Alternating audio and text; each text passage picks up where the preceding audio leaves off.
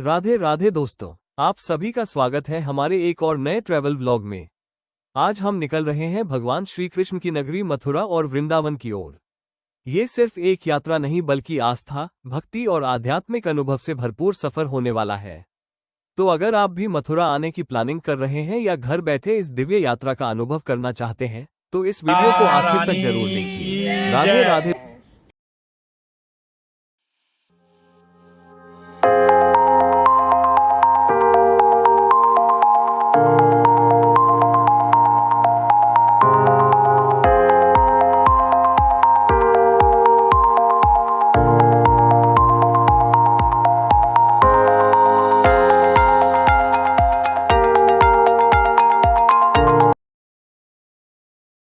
हम यमुना एक्सप्रेसवे से सफर कर रहे हैं। ये भारत के सबसे बेहतरीन एक्सप्रेसवे में से एक है। सड़कें शानदार हैं और ड्राइविंग का अनुभव काफी स्मूथ रहता है।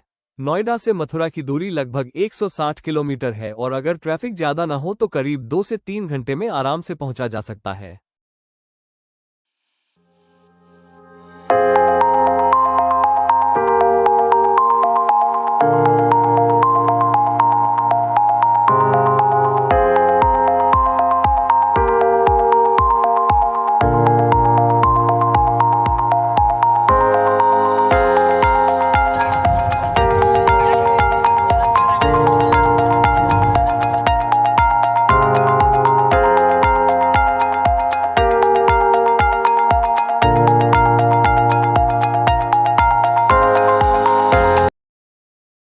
तो दोस्तों, अब हम जेवर टोल प्लाजा क्रॉस कर रहे हैं।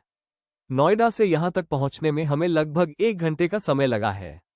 अभी तक का सफर काफी आरामदायक रहा है।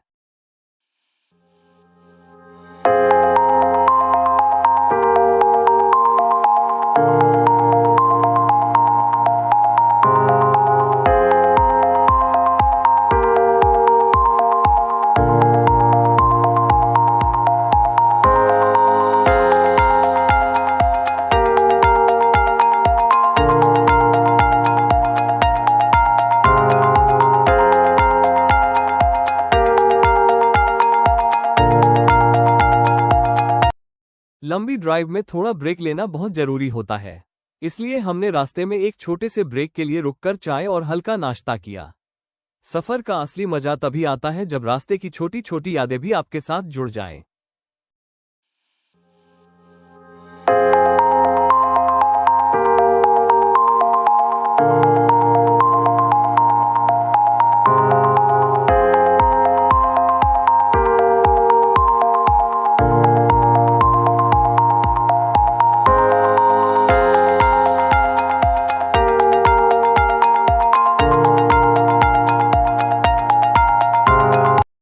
और आखिरकार हम पहुंच चुके हैं भगवान श्री कृष्ण की जन्मभूमि मथुरा।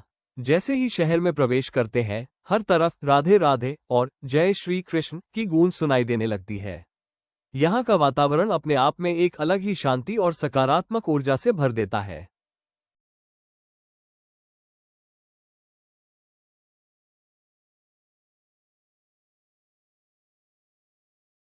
इस समय हम मौजूद हैं श्री केशव देव मंदिर में, जो मथुरा के सबसे पवित्र और प्रसिद्ध धार्मिक स्थलों में से एक है। यह मंदिर भगवान श्री कृष्ण की जन्मभूमि परिसर का एक महत्वपूर्ण हिस्सा है। मान्यता है कि यही वो पावन स्थान है जहां द्वापर युग में भगवान श्री कृष्ण ने माता देवकी और वसुदेव के पुत्र के रूप में जन्म लिया था। इसलिए हर वर्ष देश विदेश से लाखों श्रद्धालु यहां दर्शन के लिए आते हैं। इस मंदिर का इतिहास भी बेहद रोचक है। समय समय पर इस मंदिर का कई बार निर्माण और पुनर्निर्माण हुआ। आज जो भव्य मंदिर हम देखते हैं, उसका पुनर्निर्माण स्वतंत्रता के बाद श्रद्धालुओं और विभिन्न धार्मिक संस्थाओं के सहयोग से कराया गया। ये स्थान केवल एक मंदिर नहीं, बल्कि भारतीय संस्कृति, इतिहास और आस्था का एक महत्वपूर्ण प्रतीक है। मंदिर परिसर में प्रवेश करते ही भक्ति का अद्भुत वातावरण महसूस होता है। भक्तजन भगवान के दर्शन के लिए कतार में खड़े रहते हैं और हर तरफ राधे राधे तथा जय श्री कृष्ण का मधुर जयघोष सुनाई देता है। यहाँ कुछ श्री केशव देव मंदिर के निकट ही स्थित है गोपेश्वर महादेव मंदिर, जो मथुरा के प्राचीन शिव मंदिरों में से एक है। भगवान श्री कृष्ण वृंदावन में महारास का आयोजन कर रहे थे, तब भगवान शिव भी उस दिव्य रास लीला के दर्शन करना चाहते थे। लेकिन रास में केवल गोपियों को ही प्रवेश की अनुमति थी।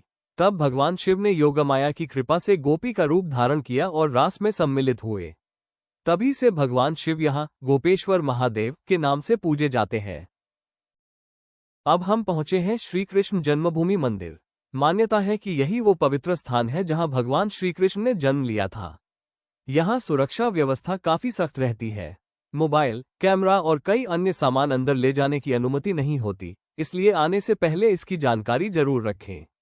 मंदिर परिसर में प्रवेश करते ही मन को एक अलग ही शांति का अनुभव होता है। भगवान के दर्शन करना और जन्मस्थान पर कुछ पल बिताना वास्तव में एक अविस्मरणीय अनुभव है। दोस्तों, अब हम जा रहे हैं श्री चिंताहरण महादेव मंदिर के दर्शन करने।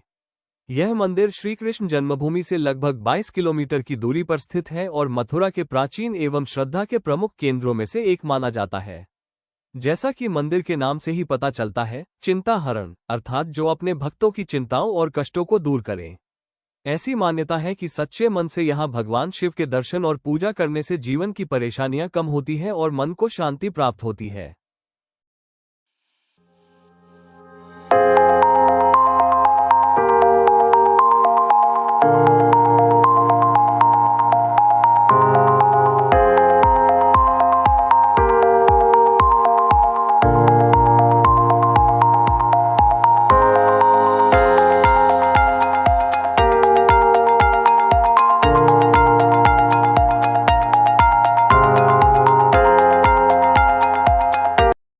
दोस्तों, इस समय हम मथुरा के प्रसिद्ध श्री चिंताहरण महादेव मंदिर में मौजूद हैं। यह मंदिर भगवान शिव को समर्पित एक प्राचीन और अत्यंत श्रद्धेय मंदिर है। मान्यता है कि जो भी भक्त सच्चे मन से यहाँ भगवान भोलेनाथ के दर्शन करता है और अपनी मनोकामना व्यक्त करता है, उसकी चिंताओं का हरण होता है। जैसे ही आप परिसर में प्रवेश करते हैं, घंटियों की मधुर ध्वनि, हर हर महादेव के जयकारे और पूजा अर्चना का दृश्य मन को भक्ति से भर देता है। यहाँ श्रद्धालु भगवान शिव का जलाभिषेक, दूध, बेलपत्र, धतूरा और भांग अर्पित करते हैं। विशेष रूप से सोमवार, महाशिवरात्रि और श्रावण मास में यहाँ हजारों श्रद्धालु दर्शन के लिए आते हैं और मंदिर का वातावरण पूरी तरह शिवमय हो जाता है। हर हर महादेव। हम पहुंचे हैं रमन रेती के पास स्थित हिरण संरक्षण क्षेत्र में। यहाँ आपको कई हिरण प्राकृतिक माहौल में घूमते हुए दिखाई देंगे। बच्चों और परिवार के साथ आने वालों के लिए ये जगह काफी आकर्षक है।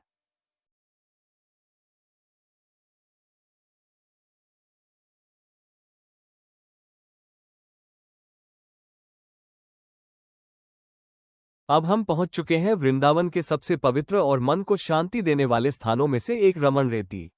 रमन का अर्थ है आनंद और रेती का अर्थ है रेत। मान्यता है कि द्वापर युग में भगवान श्री कृष्ण बड़े भाई बलराम और अपने ग्वाल बाल मित्रों के साथ इसी पवित्र रेत पर खेला करते थे। इसी कारण ये स्थान आज भी श्रद्धालुओं के लिए अत्यंत पूजनीय माना जाता है।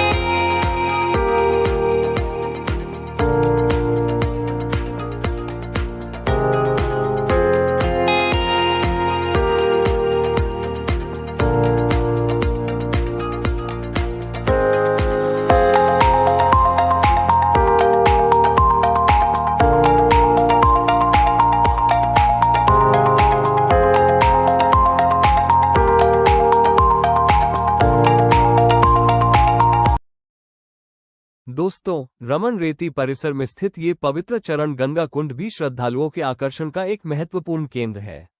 मान्यता है कि भगवान श्री कृष्ण अपने बाल सखा और बड़े भाई बलराम के साथ इस क्षेत्र में क्रीड़ा करने के बाद इसी कुंड के आसपास विश्राम करते थे। वर्षों से यह स्थान साधु संतों की तपस्या, ध्यान और भक्ति का केंद्र रहा है।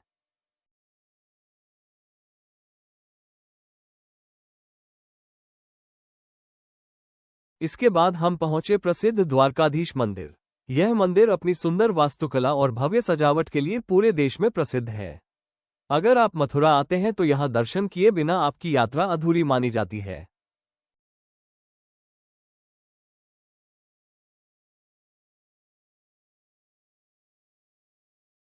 रंगेश्वर महादेव मंदिर, जो मथुरा के सबसे प्राचीन और पूजनीय शिव मंदिरों में से एक है।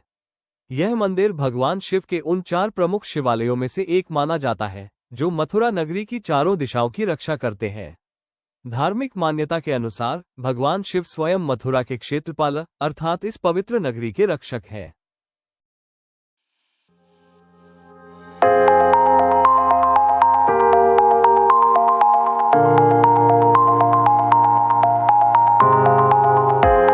आज का दिन भगवान श्री कृष्ण की कृपा से बेहद यादगार रहा।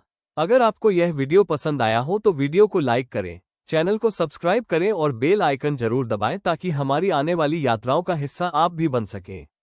कमेंट करके जरूर बताइए कि मथुरा का कौन सा मंदिर आपको सबसे ज्यादा पसंद है। जय श्री कृष्णा, राधे राधे।